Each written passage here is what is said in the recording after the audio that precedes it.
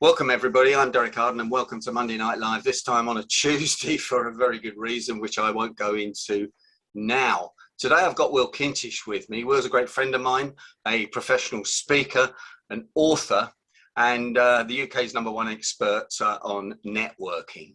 But we're not going to talk specifically about networking today. We're going to talk about social anxiety and how to destroy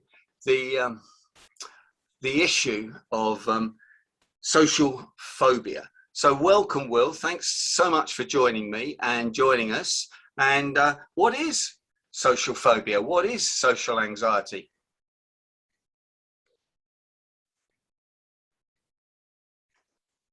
Are you there, Will?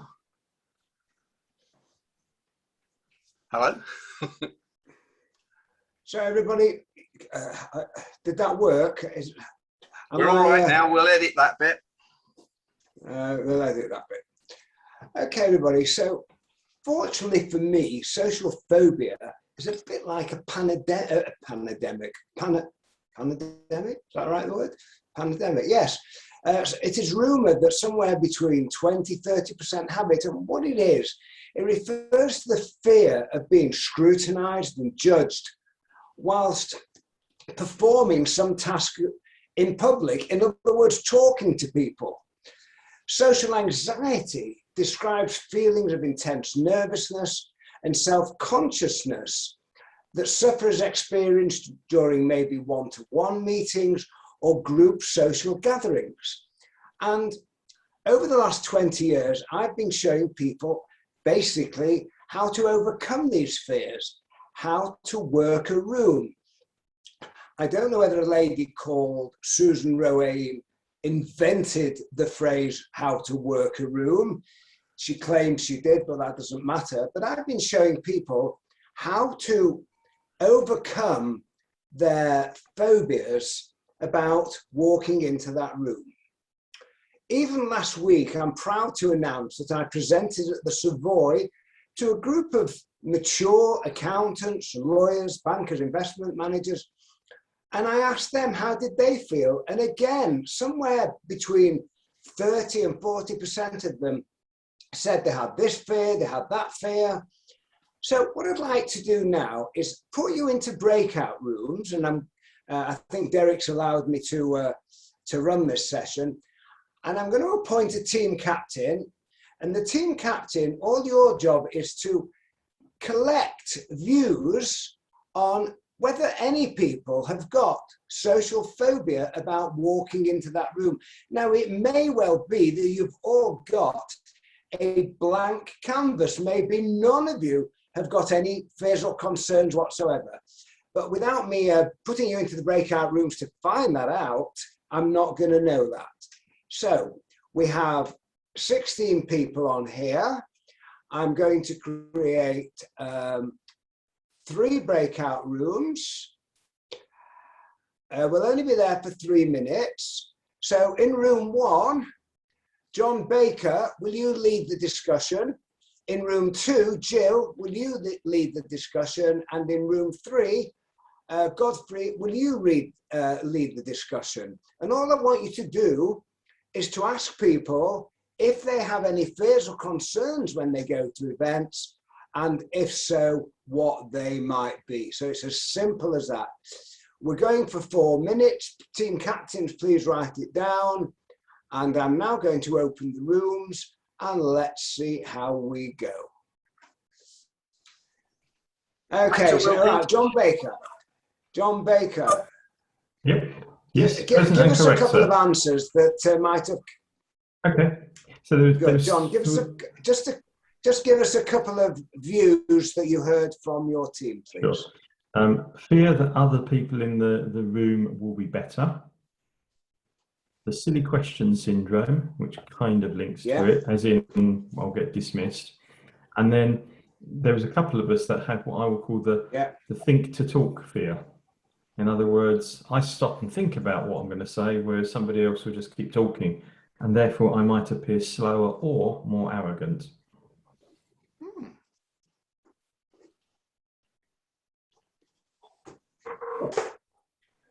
I like that. Thank you. That's your area of expertise. Thank you for that. Jill, anything different from your team? Yes, we had one person concerned about how they may be received and how they may be welcomed based on kind of who they were or who they appeared to be. Yes. Others who are surprisingly said they were pathologically shy and found that they had to work really, really hard and had different strategies for dealing with that. Some strategies were talking lots, others were to avoid social situations. Avoid. And then work hard on being out there. Yeah, and then we had a couple who didn't really so they didn't have an issue at all. Were very confident and could engage in other people, no problem at all. I like to hear that too. Not too many of them, because if everybody was like that, I'd be selling Big Issue on Piccadilly Station, wouldn't I? If nobody had any fears at all. Okay, thank you. And finally, Godfrey, any news from your team? Well, slightly different angles, yes. The first comment was don't like being put on the spot and don't like going first. And this person was invited to go first to give their view, which was quite interesting. We also had, it's probably much better and okay if we know the subject. Mostly we like meeting people and that made the situation okay, but better if you knew the subject. And then we had, sometimes it can be daunting going into a new social environment where you don't know anybody, to the point where you might even be tempted to turn around and walk back out the room unless you are really persuaded to stay. And finally, pretty confident all round. So a whole spectrum, really. I have a large list here, which we're not going to get through, otherwise we'll be here until dinner tomorrow night. Thank you, everybody. The 3 headline fears that I've collected over the last 20 years is fear of rejection, fear of the unknown, and fear of failure. Some of you have seen this before, some of you have never seen it before. It's my pièce de résistance, and let me show it to you. This is to cover fear of the unknown, and maybe if you guys do know this, maybe you can share it with your family, your friends. Every room you've ever been in and every room you're ever going to go into for the rest of your lives only ever has 6 types of groups of people. You have 6 groups, 3 open groups and 3 closed groups. Please believe me, wherever you're sitting, whether you're in Texas or whether you're in Thames Valley, you have the individual, the open couples who stand like that, the closed couples stand like that, the open 3s, bottom left-hand corner, the closed 3s, halfway up to the right, they're in triangles, and the bigger groups of 4 or more.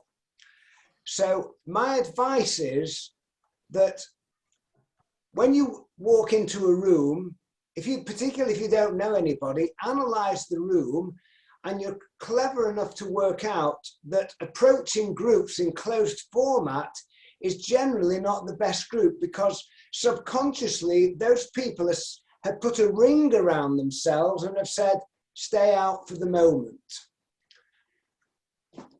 And for those, one person said, and it doesn't matter who he or she was, I'm pathologically shy. I'm forced to go, I have to go. Well, that person and millions of other people, the best advice I can give to you is get there early. By getting there early, you're immediately in command and control of the whole situation. If it's a hosted event, the host will talk to you.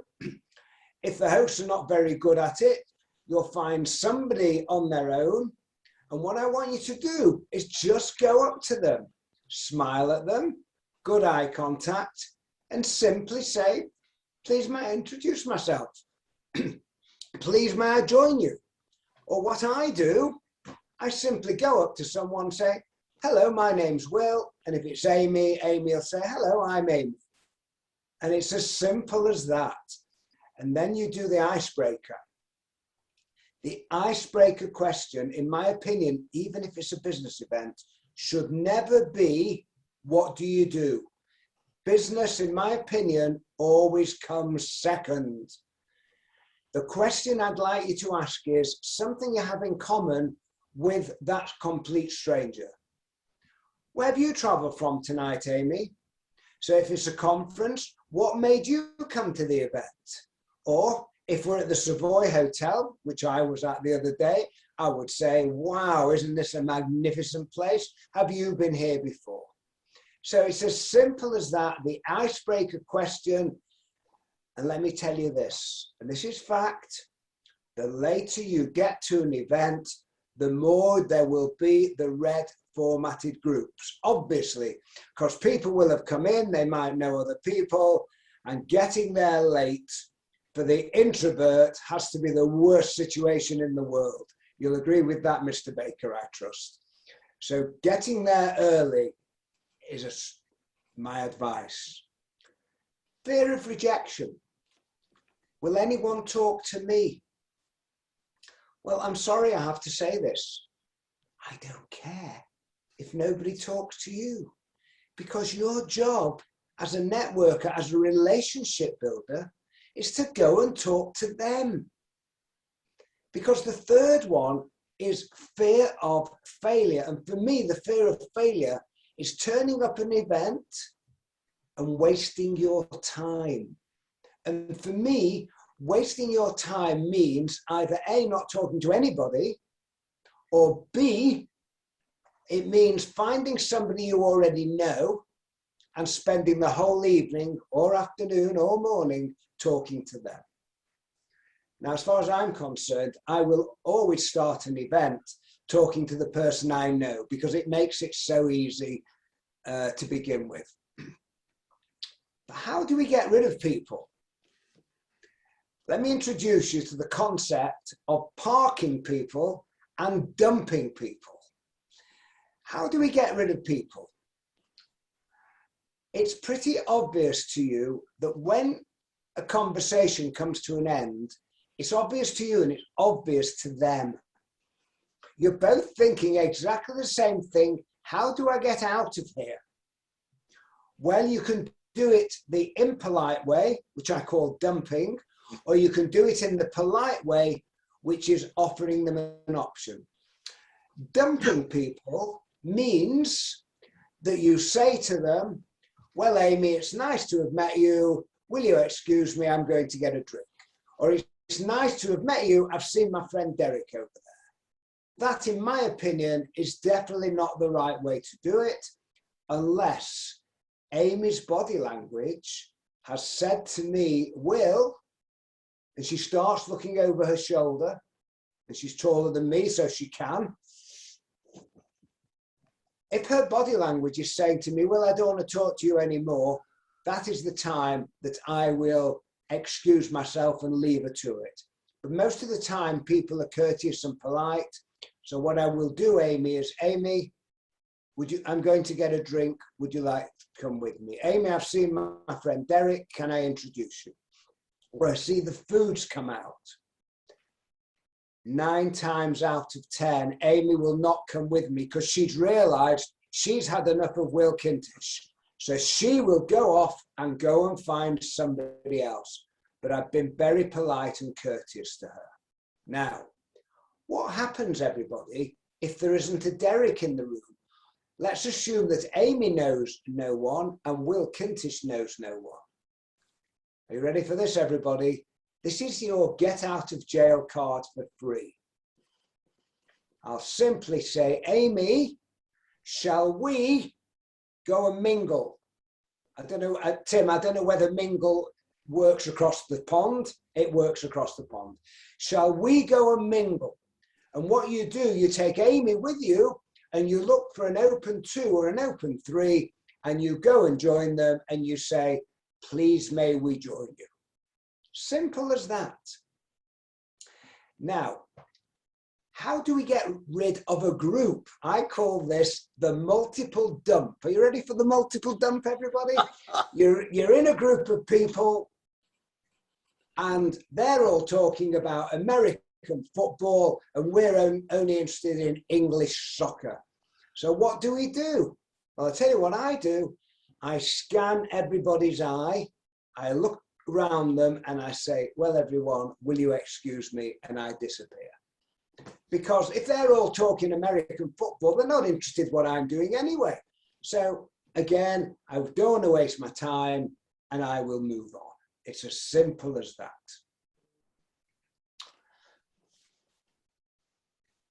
In this world, I've got some good news and I've got some bad news for you.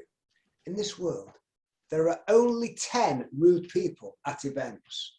That's the good news. The bad news is that one of them generally appears at every event. And what do these rude people do? Number one, they say inappropriate things. Number two, and I think it came from John's team, they just talk and talk and talk and don't give anyone else a chance. Or they look over your shoulder, or they just misbehave in all aspects. Anybody who is rude, that is a signal for you to just say, well, it's nice to have met you even though it wasn't. Will you excuse me? And disappear and leave them to it. Some of the words I've written down here about questioning. About questioning. All of us get asked questions where perhaps we're asked questions on the spot or we're asked a question that we don't know the answer to. Most of my work is with young professionals, and you know what they've told me? They'd rather not go to an event because they're worried about being, inverted commas, found out. In other words, they're worried about thinking that they're not as good as other people in the room.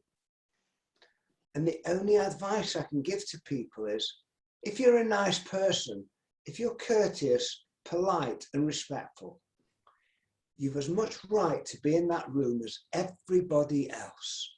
Please walk into that room.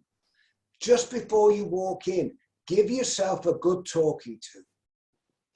And if you are asked a question that you don't know the answer to, use the TED, the TED acronym. The T stands for, I'm sorry, I don't understand that. Can you tell me a bit more about it? The E stands for, can you explain to me what you mean? I've never come across that. And the D stands for describe. I'm sorry, I should perhaps know this, but I don't know the answer. Can you describe to me what you're talking about? And I believe that people take us seriously. People respect us when we don't know. We put our hands up. And sometimes I'm very cheeky. In fact, no, I'm not. I'm always cheeky. And I will ask, thank you, John, I will ask people very, very personal questions or intimate questions if I want to know, if I'm genuinely interested. And I'll say, John, I'm going to ask you a personal question now. If you don't want to tell me, I won't be insulted. So I warn people that I'm going to ask them a personal question or a sensitive question. The worst that can happen is they'll say no. Simple as that. I'm just looking at my notes here. Someone says they don't know anyone when they walk into a room. I know that if I'm going to an event and I don't know anyone, I will do my damnedest to get there early. Because you know what?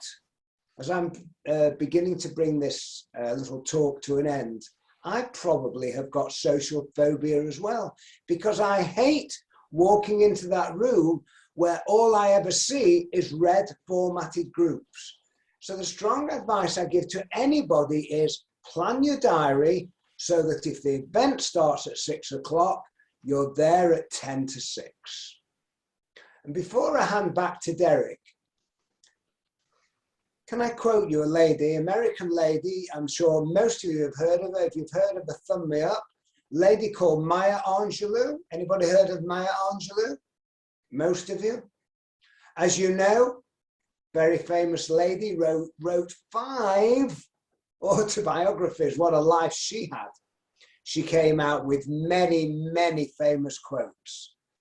And the one I often finish my talk with is bullseye relevant to networking. Because networking is simply building relationships.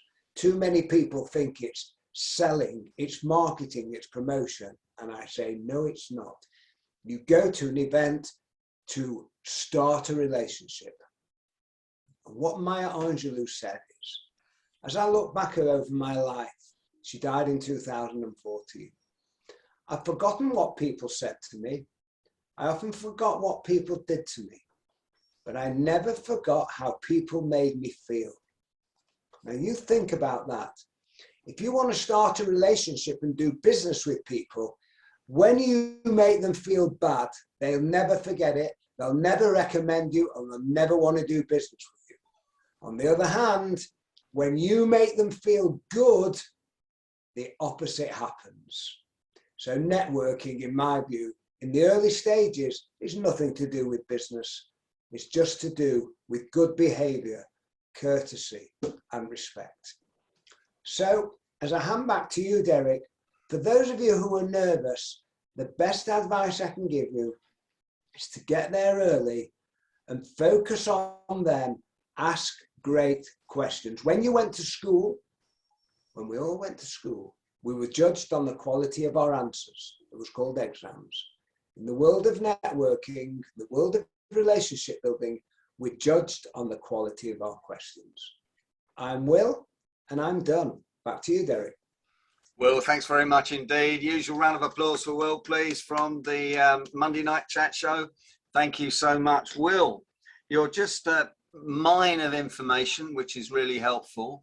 I know, I'm looking at the gallery view now. I know that the regulars on Monday Night Live are good networkers, don't maybe get phobia, but I think we do sometimes, don't we? Because I remember going to a networking event and turning round. You reminded me. I was feeling a bit tired. I had a long day. I had a briefcase full of work, and I thought, I don't know what I'm doing here. It was a Barclays head office in 54 Lombard Street, and I just turned around before I went into the room because they all looked like what you described. I think that's the, they were all red, all groups of 4 red, and I just didn't fancy barging in. So there's so much things there. But the other thing I wanted to say to the people here and the people watching this on YouTube and listening to it on the Negotiators podcast is we need to help other people. We need to help other people. You were actually talking about the imposter syndrome, I think, which is that psychological phenomenon that people talk about these days when you don't feel quite good enough to be there. And of course, lots of young people get that, even though they just need their confidence building up. And I was talking to Patricia Fripp the other day, and she said some of the coaching I do, and she gets paid a lot of money for coaching, is just giving people the confidence that they're on the right track. So this word confidence keeps coming up, doesn't it? And it has the word con at the front of it. So the more help we can give people conning themselves to be more confident.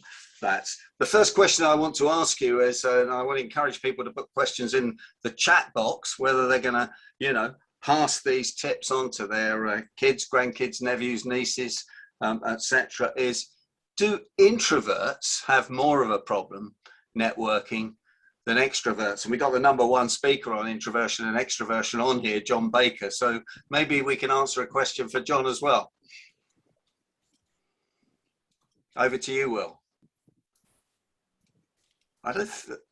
John, you better come in. Oh, Will's gone very quiet. Sorry. He's gone quiet. Oh, sorry. I flummoxed him with the question. I've beaten him with a question.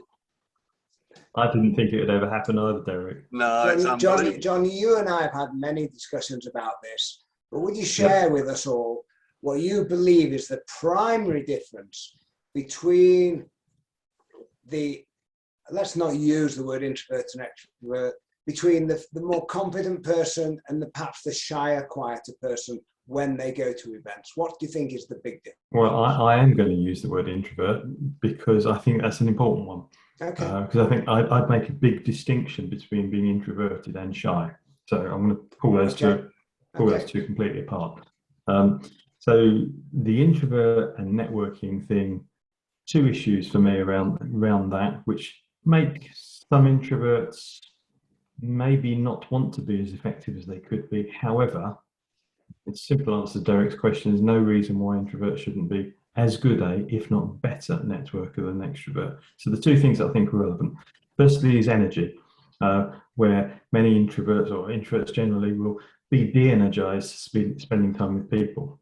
So I'll give you a quick example. If I know that I'm going to feel de-energized by doing something, I've got to have a bloody good reason for why I would want to do it in the first place. So I've got to build myself up a bit. And the second one is introverts tend to think to talk, whereas extroverts tend to talk to think. So if I ask Will a question, generally speaking, Will will fly an answer back out there, which is brilliant. If Will asks me a question, generally I'll stop and I'll go, ooh, think. Now, the downside to that in a networking environment, if you've got a cluster of 3 or 4 people, is quite often the introvert can be perceived as being slightly slow or being slightly arrogant for exactly the same thing. And so again, it's easy to build up that picture in advance, and many introverts don't like networking for that reason. But the simple answer is they're probably better because they actually listen. John, when I get a group of people who admit that they struggle with it, I have to say to them every time, you introverts, and I don't like the word, always make the better networker because you listen. And if you listen and spot a potential opportunity, I want you to follow it up. The extrovert, when he or she goes home to their partner and the partner says, so what did you learn tonight? Of course, the extroverts learn nothing because they've been doing that the whole time. So I agree with you, but the hardest job, of course, John, is for you and I to convince the introvert that they can be the better networker. Yeah, that can have its challenges at times, but as I say, generally I've found that it's by separating out some of the overlapping issues, and the two that always come back to me is that energy and that talk to think, and it's about being aware of it. And the more you think about it in advance, the less daunting and the less of an issue it can become. John, another thing you and I have talked about is, and don't let me put words in your mouth, it's very unhealthy, and with COVID about it can be terrible. But when I get home from an event or even a one-to-one, now I'm in London, I'm meeting people for coffees and networking in the local parks. When I get home, my wife says, I can tell you've had a wonderful time, you've been out networking, you're full of energy. So when I go to an event like at the Savoy the other day, I keep bragging about that, I get home and I'm on a high. Whereas when you get home, you tell me you have to go and lie down with a cold cloth over your head. Absolutely. I want to sit quietly and recover. And yeah, none of this talking bits. I just want to, actually, I can do it now. That's it. I can. Yeah. Can I just say, Will, I agree entirely with what you just said, because I think my wife who's on the line would say that if I've been out and I've had a really sociable time, I feel very energized. And for me, it's about, if I'm with interesting company, it's about sparking off and learning from other people as well. So, you know, it's a bit like it can be a session whereby there's mutual benefit in that we're sparking ideas off each other. And I think that's very stimulating.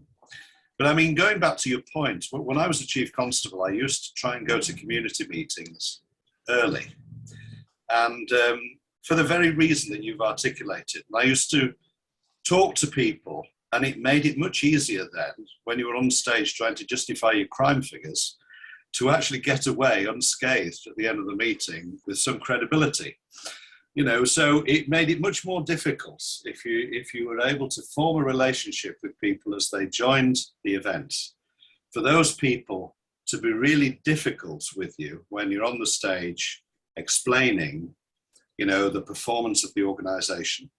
And it created goodwill, which you know, is always worth banking, almost like putting a deposit in a bank. Then you can draw upon it, you know, when you need to draw upon it. So going early and taking the initiative. And the other thing as well is that people are afraid sometimes to challenge people they perceive to be either figures of authority or more senior or more intellectually gifted, etc. And so the onus, as I've always seen, that the onus is really on very often, you know, the leader to actually say, it's okay, let's have a conversation. Yeah. John, whenever I'm speaking at an event, I'll be there first, or if I'm not there an hour before the event starts, then I'm late. Yeah. And I will try and get to talk to a lot of people, for the same reason that I'm not looking like standing, on the ivory tower on the stage, and I get to know the people. And also, I don't know whether you felt the same, you often pick up some very useful tips.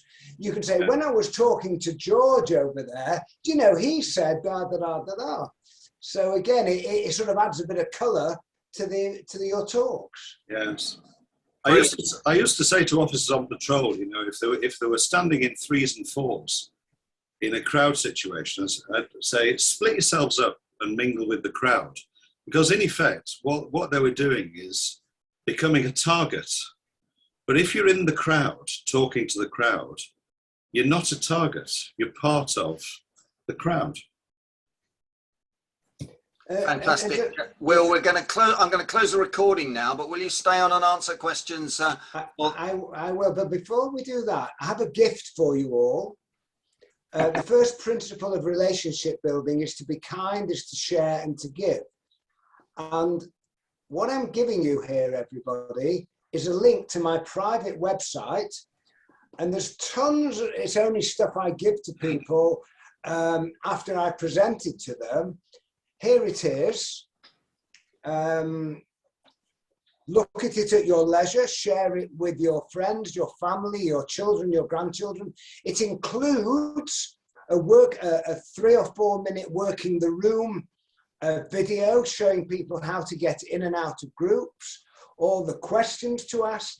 It's a summary of my 3-hour workshop in just a few pages.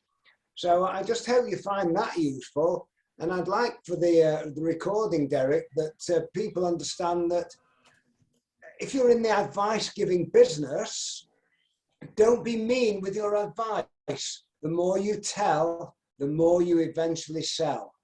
So that's my final words in this recording. Thank you for inviting me. Fantastic, Will, and thank you for your wisdom, which is appreciated. And am I allowed to read out that URL for people watching this on YouTube or the podcast, or do they need to go to your website for it?